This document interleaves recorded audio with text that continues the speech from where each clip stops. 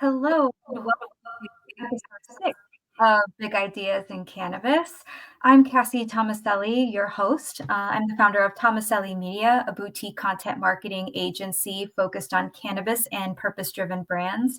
And I'm so excited to introduce our guest today, Terrence White, who's the founder of Monko Dispensary in the Washington, D.C. area. Terrence, thank you so much for being here with us today. Thanks for having me, Casey. I appreciate it, and I'm looking forward to talking to you about, Monco and branding and the good things in the cannabis world. Awesome. Sounds good. Yeah, no, and I'm excited too because I feel like we don't talk about the DC market enough, but it kind of really is its own beast. So I'm really excited to dig into it with you and kind of talk about some of the changes too that are happening within the market. So just to kind of set the stage for our audience here, do you mind just sharing with us a little bit of your cannabis story and what led you to the Washington, D.C. market? So I'm Terrence White, founder and CEO of Monko here in the District of Columbia. What led me to the cannabis space? I'm a returned citizen, so I was in federal prison in 2010, 2011, when cannabis really started to take a turn in the country.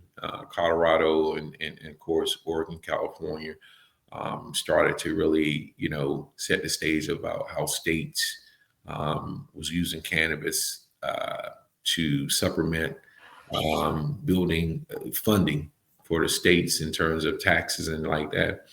But what really resonated my mind was I'm also an ex-college athlete, and one of my teammates was in prison for cannabis, and he actually had more time than I had. I was there on white collar crime, which and I couldn't believe that he was doing 78 months for a cannabis case, and that kind of stuck in the back of my head. And fast forward, when I moved back to DC, I didn't. I got out of prison in 2011. Moved back to DC in 2015. Jumped back into real estate, which was my love and passion. COVID allowed me to sit down. I saw that in 2014, the District of Columbia set out to come up with the I-71 initiative. And that initiative pretty much allow recreational use up to 2 ounces because DC had tried to become adult use, but Congressman Andy Harris, put a rider, on cannabis, so that DC couldn't go adult use; it had to stay medical. But there was also a stitch and stigma on cannabis in the city, which is it's still there to a certain degree right now. DC is a liberal city, probably the most liberal city when it comes to a lot of different things, but when it comes to cannabis, it has had a very conservative approach, which we've been trying to tear that wall down and remove that false narrative. And so I wanted to get into cannabis. I saw these smoke shops or head shops, and I was like, that doesn't represent the footprint or the landscape of DC in terms of we pay the fourth highest taxes in the country. The median income here is, $120,000, $130,000 a year. And when you have sophisticated connoisseurs, they also want to go in places that are clean, places that can educate. So I wanted to take that stitch and stigma off to create a moment and not a transaction. And that's how I came up with luxury and cannabis and created Monko. Mhm. Well, I look forward to learning much more about the dispensary, and thank you so much for providing that background and sharing your story. I'd love to kind of just talk more about the regulatory structure of the DC market for a lot of our viewers who might not quite understand how it operates differently than any other state market, medical or adult use. So can you kind of just share how the market works and how it's been evolving, especially this past year? As I understand, I believe you might even be moving away from like I-71 to a new structure. So if you can just kind of help us understand how that all works. Well, I served as the chairman of the I-71 committee from 2022 up until last year. So for 2 years, and as chairman, we drove policy legislation. And in 2000, the end of 2022, DC came up with a pathway from unlicensed to licensed because there were so many I-71 stores that the city wasn't allowing us in particular to get licensed. So we had to come up with common ground, which we did with council and ABBA, which runs they're the regulatory in the city, to create a pathway to a license. Um, that Can you pathway, talk about the difference too of like how the I-71 works versus like a licensed operation? I-71 was a gifting. It will allow you to say, hey, I'm going to give you a pen for cannabis. You're buying the pen, I'm going to give you. So California did it initially as gifting. DC only had 8 medical dispensaries up until that point. And so there were 200 and some odd I-71 stores and 8 medical stores. So the medical world or the medical licensees were very upset because they feel like these guys are taking our business, blase blue. But based on products, product branding, these type things, people were more comfortable with going into I-71 shops versus what local DC grown product. So the district said, hey, as of March 31st, 2025, excuse me, um, there will be no more I-71 stores or dispensaries. You all have to be medical or we're going to enforce and shut you down with civil and criminal charges. And so that's where we are today.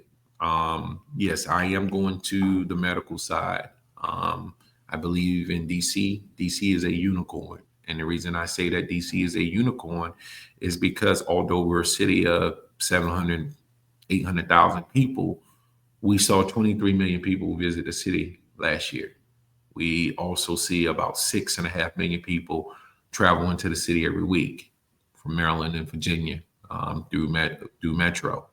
So it is a unique city where the actual cannabis capacity is here in terms of growth and the ability to grow. But we've had our challenges because of that conservative approach. Mm-hmm. Yeah, makes sense. So what has the process been like kind of moving to the licensing structure for you guys? Well, it's been challenging because you have a regulatory, and I still am an advocate. I still testify in front of council and ABBA, and so what I've tried to create is bringing a cannabis czar so that they can be a liaison between the businesses and the government, so that we can have a reverse or thrive in a cannabis economy here. The challenges have been is that government is understaffed, they slow, and they don't understand necessarily how businesses work in terms of they can implement policy and legislation, but they don't understand how that translates into business. And so it has been my job or my focus to bridge that gap, let them understand where the deficiencies are so that we can build confidence, owner confidence into what their legislations and policies are. So that's been, an uphill battle. And I won't, I think we've been able to achieve some things, and some things we're still beating the door on. Mm-hmm. So interesting. I'd love to kind of pivot and talk more about Monko too. Your dispensary is beautiful and it's in a beautiful Thanks. neighborhood. And there's kind of this whole central idea around your mission, which is luxury with a purchase or with a purpose. So could you kind of share a little bit about Monko, the dispensary itself? Um, kind of the luxury angle that you're going for, as well as kind of the mission behind the brand. Well, I mean, Monko, when I started it, it was that baby, and my first tagline was to ignite people's curiosity, because a lot of people didn't understand how much money I actually put into this dispensary versus what everybody else was doing without a license. But I really believe that in my purpose, in my abilities, and having a seat at the table to make change, and that's why I got into this. And with that in mind, I wanted to ignite their curiosity. I wanted to say, hey, just like you went in the Apple store, they have a Genius bar. When you come in Monko, I have a gas bar. And and so we wanted to take that luxury part of saying, hey, not only about the aesthetics, because out of the real estate and development world, where you see luxury, aesthetics are everything to people. But if we have expensive apartments and condos, people want that same ability to be in the neighborhood, to walk outside of their building into a restaurant or a dispensary that feels the same way they feel at home. And that's what I wanted to do, is take the community and bring inside the store. And I think we've achieved that. I know we have achieved that. And once we ignited people curiosity, I also said, you know what? We've already did that. We people understand, they know Monko now, brand identity, brand loyalty, all that. Our purpose has always been flower to the people. And with flower to the people, that's where our purpose is, because the flower is about the people, whether it's from a healing standpoint, whether it's from a recreational standpoint, whether it's from people to actually escape, from mental anguish or lack of deprived of sleep.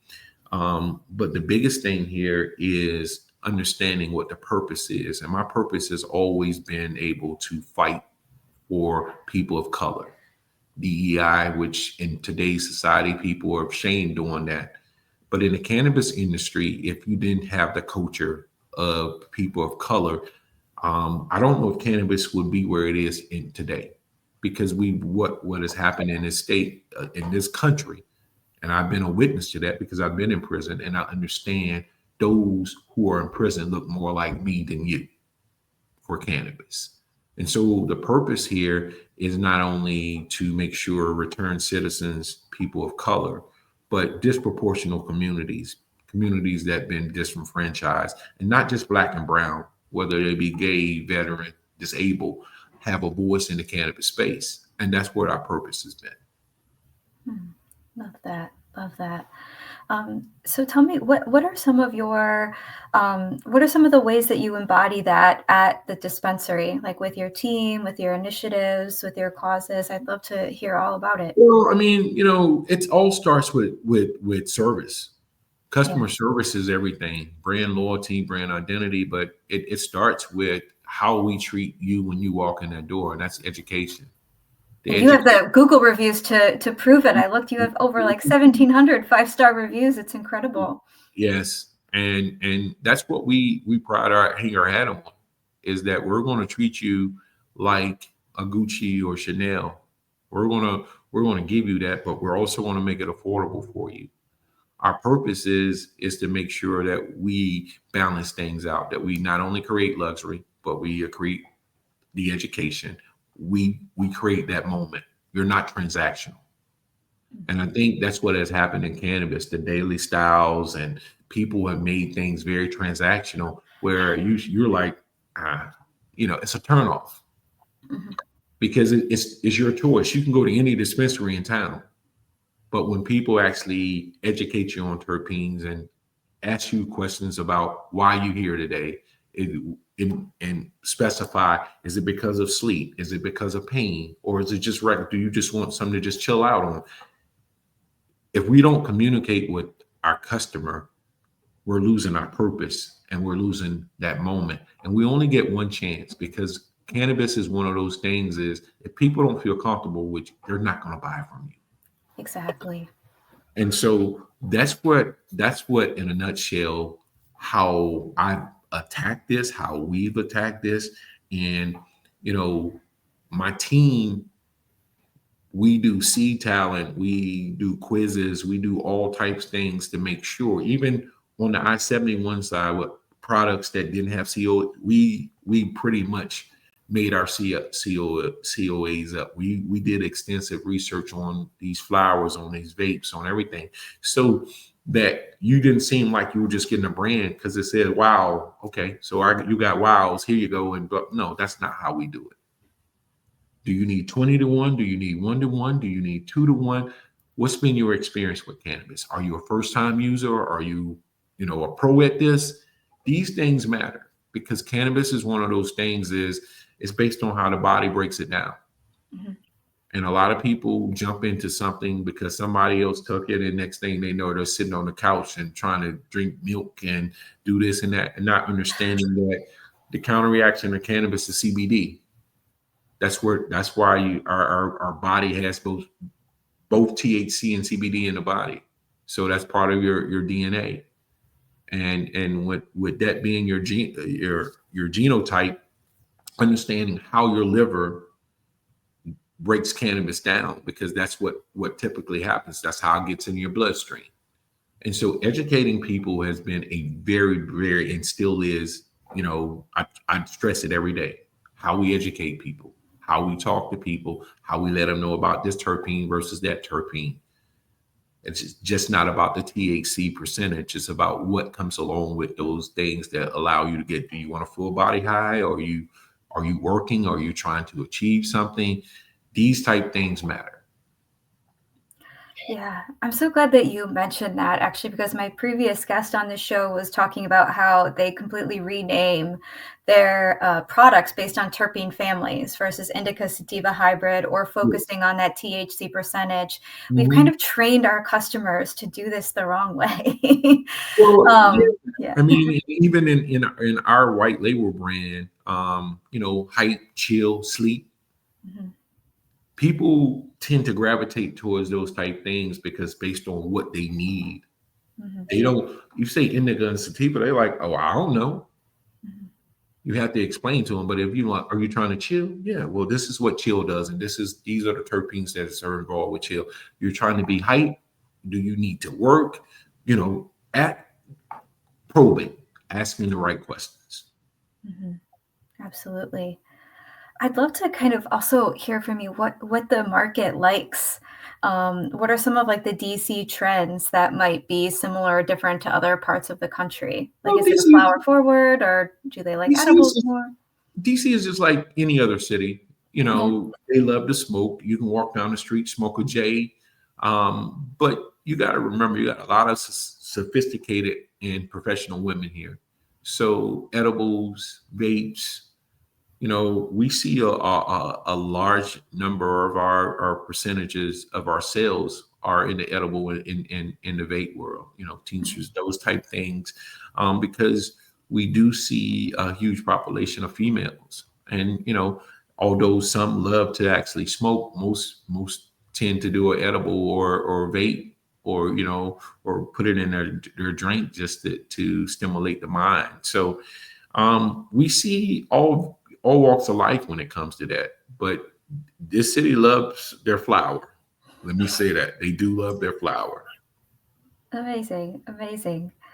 Kind of you were talking about how you have your real estate background and how that played very nicely into some of like the design and aesthetic choices that you chose. And you mentioned very briefly your gas bar, but if you could just kind of describe, for our listeners who may not have seen the gorgeous pictures of Monko yet, of what really went into the design of your store. Well, again, it was luxury. It was a night in people's curiosity. Apple, when you go into Apple, it's clean. When you go into Gucci, it's clean. If you go into Louis Vuitton, whatever, you want to feel like whatever you're purchasing, it's worth purchasing. I've arrived. Um, if I'm buying these shoes or this purse, you want to feel like the aesthetics of the store match the product. And that's what I wanted to do with Monko. We were going to give you, I've been giving people top products since I've been in business, but I also wanted to match it with the aesthetics of the store and also the customer experience, creating that moment and not that transaction. And I always will say that we create moments, not transactions. Because when I see the day that I see a customer is transactional, the day I lose focus on actually who the customer is. And so the gas bar, just like the Genius bar, the gas bar is about educating you and teaching you about our products, what they can and can't do. And we pride ourselves. Again, we hang our hats on that. Mhm. So Absolutely. that was the thought behind Mako and the aesthetics of it. And again, bringing the community, taking the community and bringing it inside the store itself. Amazing. Tell me about the pool that you source your products from. Everything has to be DC based and grown, correct? In Well, order for yeah. you to So sell it at your moving store. And how do you make those Move, product choices?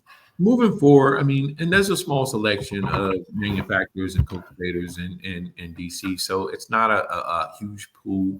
But I have full confidence in those who are that's in the business that they have the ability to deliver. Like some of the national brands, it's just about exposure and brand identity.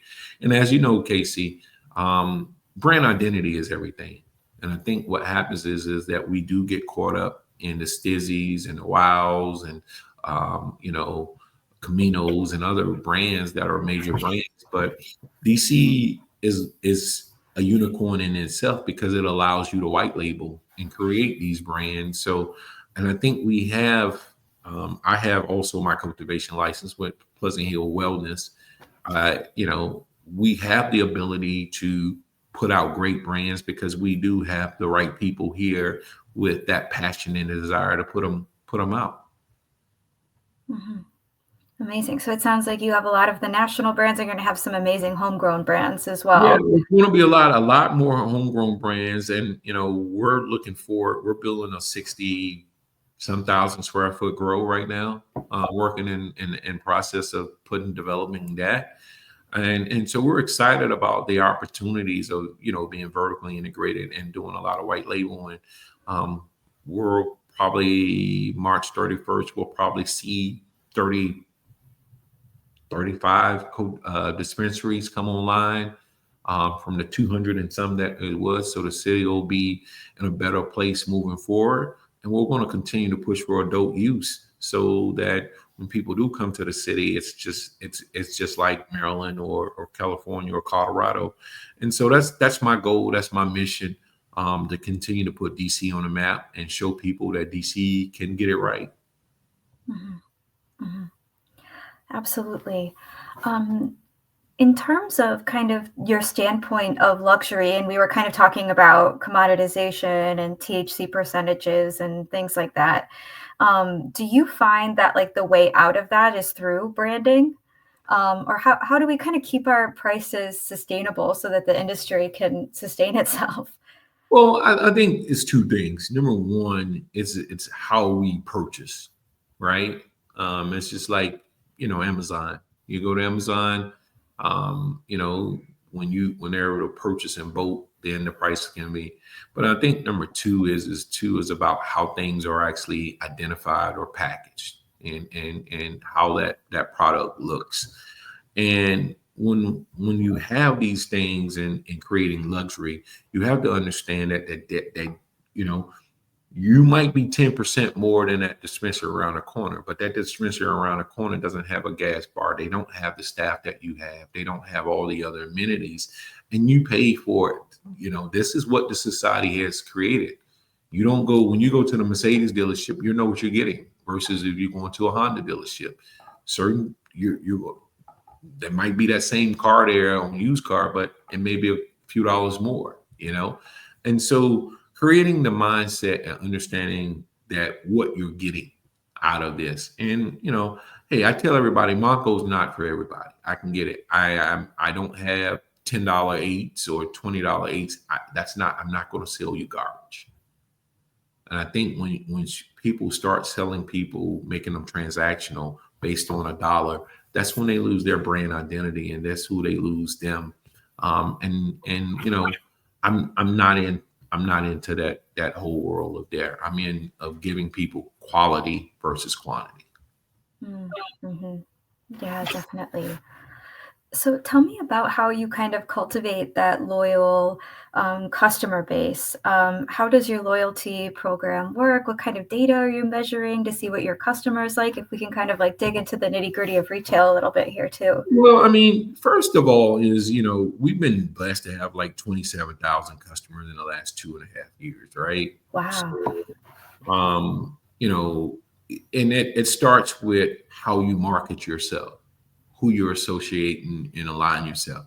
We do in-store events, but we do a lot of out-store events. We do industry days for the service, retail, and hospitality industry on Thursdays. We do all types of events. We're doing an event next month for the whole health and wellness industry, and so what that does is relate back to the customer and double points, being able to different specials, BOGOs, those type things. And what people love the most about Monko is the experience. It's a one-on-one experience. When you walk in, I take care of you from the time I say hello, Casey, until the time I said thank you, walk around the counter and thank you for that sale. So getting into the nitty gritty, that's how we create. That's how we average $127, $128 cart, Mm-hmm. because they understand the ability. I don't pass you along. Well, here, Cassie, here's Michael, and Michael passes you to this person, because then the experience is broken down, and that's what you don't want. So we've been able, Oh, that's interesting. Yeah, yeah, because you do see that a lot. You see that handoff between like yeah, security and this and that, yeah. and you wait in this line to wait in this line. Yeah. That same person that actually educated you on that is the same person that's going to ring you up. It's the same person going to thank you for your business and ask for your business again. And Mhm. that's how we teach, and that's how another layer of luxury, because then you feel like, wow, I paid, I got what I paid for. Creating the overall experience is what it comes down to. I never want to, if I make you transactional, me passing you along, you're going to be like, I can get that anywhere. So not only is he passing me along, but he's charging me more money. That's not cool. Mhm. Yeah, definitely. So what does that like process work from like soups to nuts? Like when you walk into the store, whether I'm a new or returning customer, like what is, can you like walk me through the process? So, I mean, walking in the store, you're greeted by our one security staff. They, take your ID, medical card, and then, um, they notify one of our, I don't call them bud tenders, I call them sales consultants. They greet you. They ask you, why are you here today? And then they walk you through the proper uh, processes in terms of, um, why are you here? What's going on? How can we help you today? And I'm here to get some flour. Is there anything in particular? And they walk you through that process. We do smell. We're able to have some samples out on the floor where you actually able to see the flour, smell the flour, all of that. Once whatever product is determined, we walk you through those process, asking you those questions, educate you. Then, hey, once that process is rung up, it's fulfilled, they bring it out, we ring you up, and thank you for your business, and we actually walk around the counter, walk you out, and say, hey, we'll see you next time. And that's pretty much it in a nutshell. Mhm. But I like that concept of that the bud tender stays with you and walks you in and out of the store because you don't get that very often. Yes, and that's what matters. That's the whole thing is making sure that we stay engaged with you, the customer, because that's what's ultimately important. Mhm. Engagement the whole time, the way, and even after the fact, thanking you for your business, thanking you for coming in today. We sent a text message out saying, thank you, Casey, thanks for visiting Monko. Here's our specials coming up.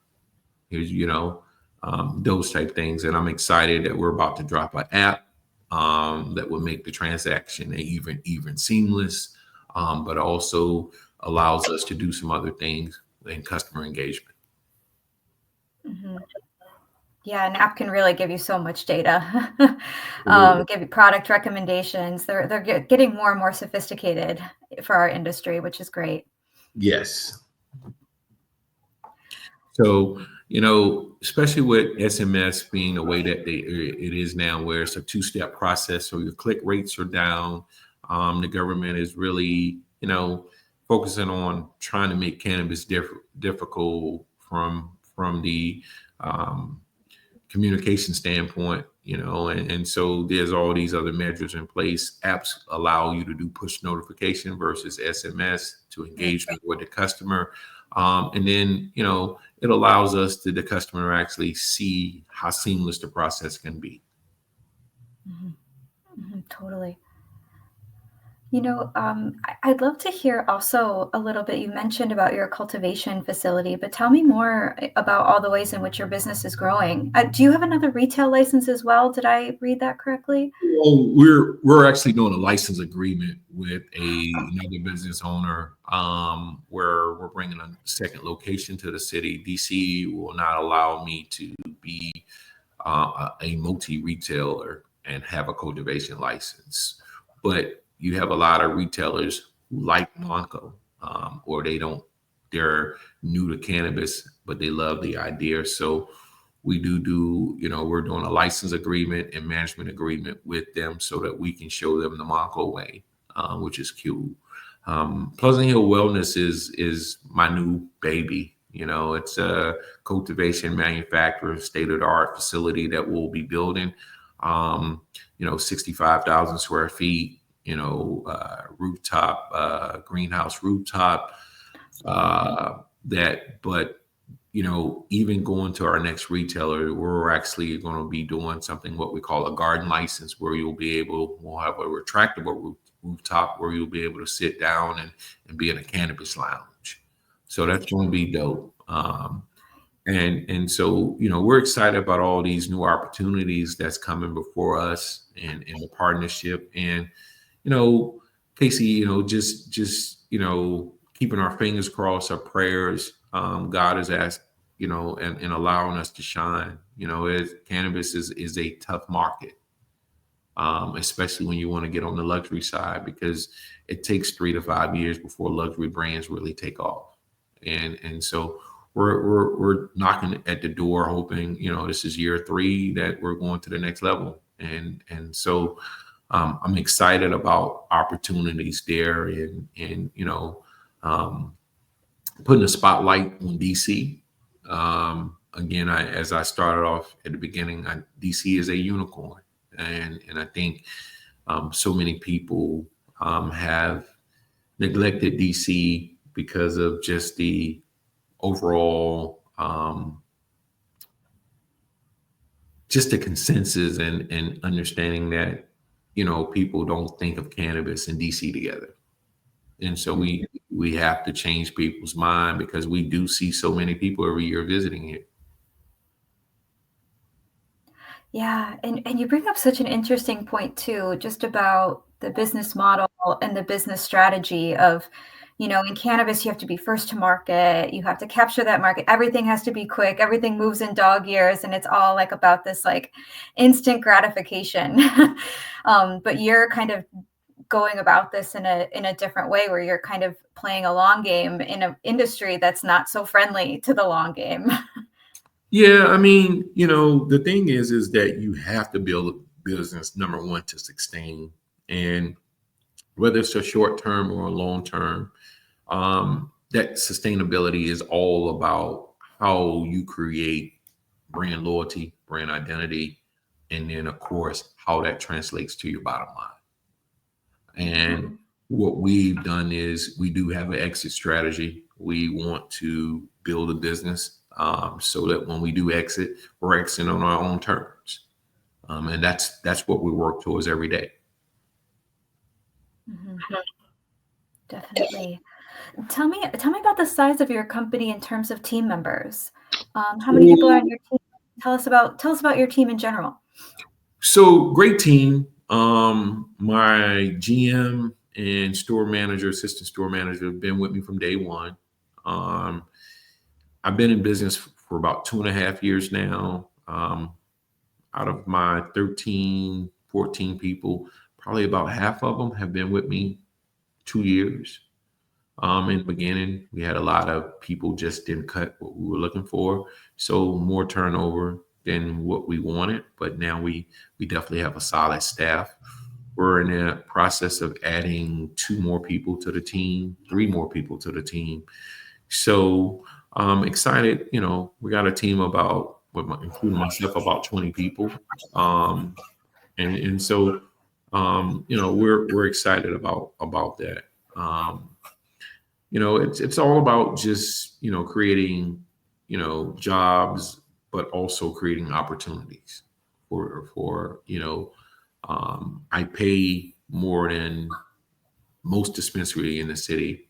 um, I start most people off with $22 an hour. Minimum wage here is, as of July, it's 18, so I'm $4 over living wage or minimum wage because it's non-service business. So, yeah. So, we've done a good job of identifying talent and seeing who's going to fit, who's not, and we can tell pretty quick. Mhm. Yeah, definitely. I would imagine you have to have a certain kind of personality to be able to deliver that kind of customer service that you do. Yeah, I mean, and the reality is, you have to buy into the coaching. It's just like I played football, from the time I was 5 up until I was 21. You have to buy into that culture, that team, that not that I that we mentality. And I think we've created a culture and created the right atmosphere where people can understand that they can buy into that, and they know what our mission is. And it's not about us; it's about that person, because we only get one time, especially first time customers. You can go anywhere, but you chose Monko, and so we have a retention rate of about 72% right now. Very nice. Very nice. Wow. Um, Terrence, as we're kind of getting to the end point here, I'd love also just to hear from you, like if you had a megaphone to tell the entire industry something, not just the DC market, but the whole industry, what's a point you would want to get across? Well, I think the biggest point is about descheduling cannabis, and understanding that this plant hasn't hurt or harmed anyone who hasn't abused it. I think that the stitch and stigma across cannabis across the country, from one coast to the other, has just been totally um, misinformed. People are not educated. And so, the message here is, if I had a megaphone, is that we have people sitting in prison right now, innocent people, people who have done nonviolent crimes are doing more time than people who are doing violent crimes. So descheduling cannabis is near and dear to me. So that, number one, people who look like myself in communities who've been disenfranchised could get the opportunity to build some generational wealth, at least get a fair shake at it. And most of all, but allow people to live their lives freely without law enforcement utilizing them as a tool to incarcerate them. Mhm. Absolutely. Yeah, I don't know. I'm from Ohio, and I don't know if you know what's going on in Ohio right now, but the Senate bill that just passed, and right now we're recording this in March, so we don't know if a vote will happen that soon on HB 160. But the restrictions in that legislation that go directly against what the people voted for, including gutting the social equity program, raising taxes, putting stricter consumer restrictions than were before. It's just kind of unconscionable. So we have to continue to sound the alarm about that in all of our markets, because it's Yeah. being attacked bit by bit everywhere. Well, and then the other thing is that we had administration. They've been in office for 60 days. There's no update on rescheduling or what the actual administration cannabis views are in terms of their policies. And so we're kind of stuck in a moment right now where we don't know which way to go, right or left, as business owners who have millions of dollars tied up in their businesses, because there has been no clarity from the Trump administration. And Right. so that's another thing that most people are sitting here trying to figure out what's next. We don't know, November was supposed that we were told that cannabis had been rescheduled, but we don't know the outcome from the previous administrator. So there's a lot of limbo and a lot of uncertainty.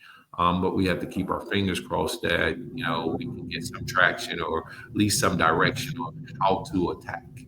Because right now we're on the defense versus on the offense. What does a good offense look like to you? As the sportsman you are, I'd love to hear. I need the ball. Yeah. I need the ball. And what that means in cannabis is I need to be able to create my own destiny. I don't need someone else to create that destiny. And so that's key, and um, and that's um, very sound advice at this point. We, as cannabis owners and operators, we need to be able to control our own destiny. All this red tape, all this 280E, no banking, all of this stuff. Look, let us operate business like everybody else. If we're high risk, you let alcohol do it. Alcohol does a lot more damage than cannabis. People gamble. It's a lot more risky than cannabis. They can control their own destiny. Let cannabis control their own destiny. What a great way to put it. And I love that metaphor. We just need the ball to create our own We just need destinies. the ball. We just need the Yeah. ball. We need to create that moment. And I will tell you, if we're able to have the ball and create that moment, we will succeed. But we need people on Capitol Hill and these state legislators, and from capital to capital to stop trying to control people. More people at the age of 18 are looking for a cannabis plant than an alcohol bottle. We need to get over the fact that this Bible Belt, all this thing, people are just not doing it anymore. There's risk with everything, and when you abuse something, there are consequences. But if used right and given the right opportunities to use things the proper way, this plant it's been here before Christ. It'll be here after we die. And that's just the facts. Absolutely. Well, Terrence, it's been such a pleasure getting to know you. Thank you so much for talking with me for a while and sharing your story and educating us all on the DC market. I'm wishing you the best of luck with your cultivation facility and the continued success with Monko and your new retail agreement. And let's hope that we can get some change soon, and so you can take that ball and run with it. Well, Casey, thanks for the opportunity to share with you and also, be a part of your show and continue to be part of your platform. And I wish you the best of luck as well. Thank you so much. Thank you. So that wraps episode 6 of Big Ideas in Cannabis. If you like the content in this episode, please feel free to like and subscribe over on our YouTube channel. And thank you so much for joining us. We'll see you again in May. Take care, everyone.